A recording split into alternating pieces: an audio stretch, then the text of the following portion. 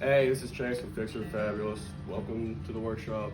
Let's get to work. I'm going to show you some DIYs and kind of how to.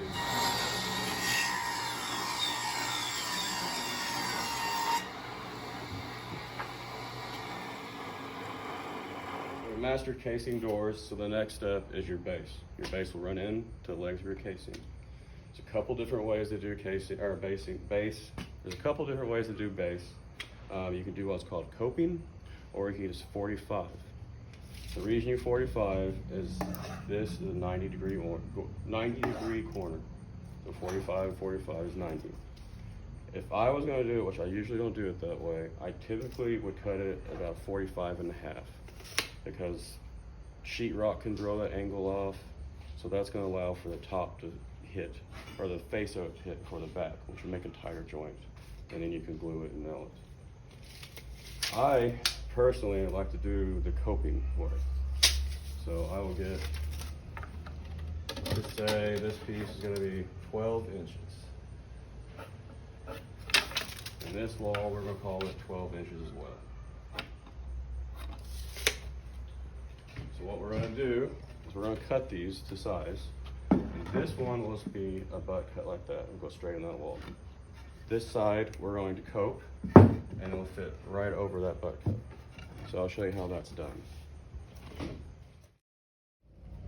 Again, all of your lumber, no matter what, always clean up your ends. So we're going to come in here. We're just going to clean this end up without wasting a lot.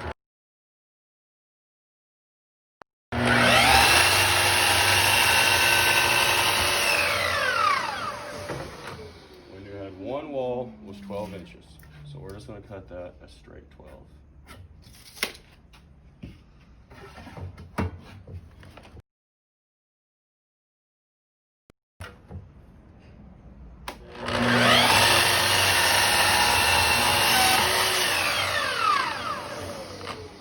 There's my 12-inch piece.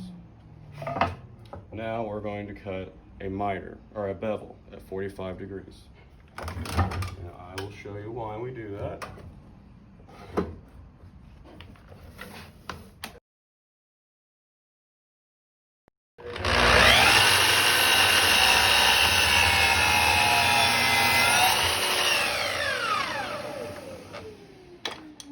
So now, since we're doing the coping phase, I'm going to flip it upside down. We decided our measurement was going to be 12 inches. I'm marking the top at 12. And I'll mark 12 here. Go back to a straight bevel.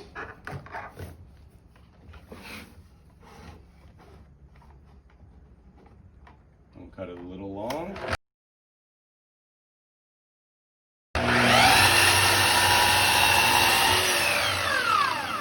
Shave it to the exact size.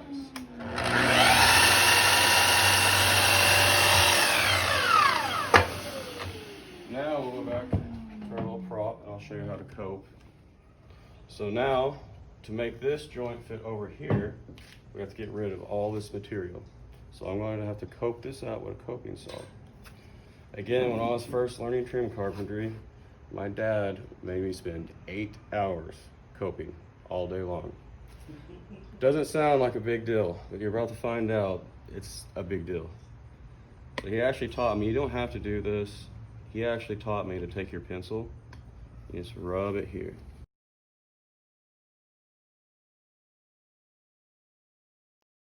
So that's going to give you a little black line, and that is actually what we're going to follow.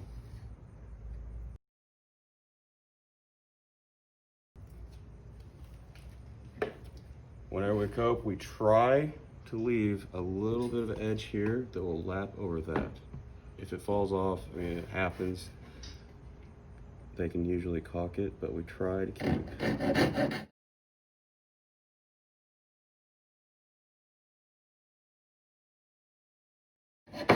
And you see when I'm coping, I'm kind of doing it at an angle because I don't want anything here hitting the other board.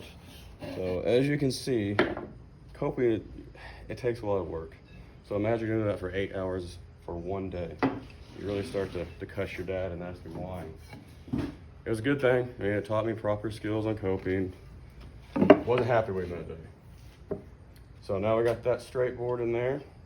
This should go straight to it and have a nice tight joint.